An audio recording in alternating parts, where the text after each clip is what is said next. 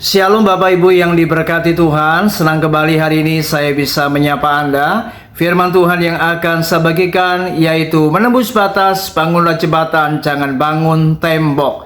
Kalau kita membaca di dalam kitab-kitab Injil, maka kita menjumpai bagaimana Yesus pada waktu ia pelayanan di muka bumi ini. Yesus memenangkan banyak orang, dan salah satunya adalah Matius si pemungut cukai. Matius pasal yang ke-9 ayat 12, firman Tuhan berkata, Yesus mendengarnya dan berkata, bukan orang sehat yang memerlukan tabib, tetapi orang sakit.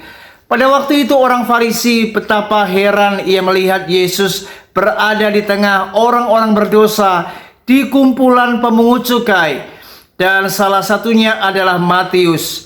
Namun dia tidak tahu bagaimana apa yang Yesus lakukan terhadap mereka. Dan ternyata Yesus sedang melakukan apa yang namanya penginjilan kepada mereka yang berdosa.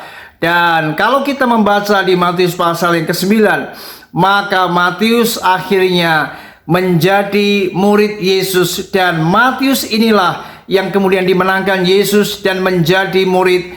Dan dialah yang mengarang kitab Matius yang kita baca sekarang ini. Saudara, luar biasa bagaimana Yesus menembus batas. Yesus tidak pernah membangun tembok, tapi ia membangun jembatan. Nah, ini menjadi sebuah pelajaran buat kita. Mari gereja Tuhan di hari-hari ini, belajarlah menembus batas. Jangan menjadi gereja yang eksklusif.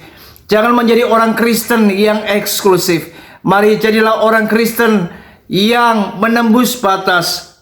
Mari kita harus masuk ke berbagai kalangan. Kita harus menjadi berkat. Kita harus menyelamatkan dunia ini dari apa yang namanya dosa. Sebab mereka butuh keselamatan. Dan siapa yang menyelamatkan jiwa-jiwa di dunia ini kalau bukan kita yang adalah orang-orang yang telah ditebus Tuhan. Oleh sebab itu, mari hari ini bangunlah jembatan, jangan bangun tembok.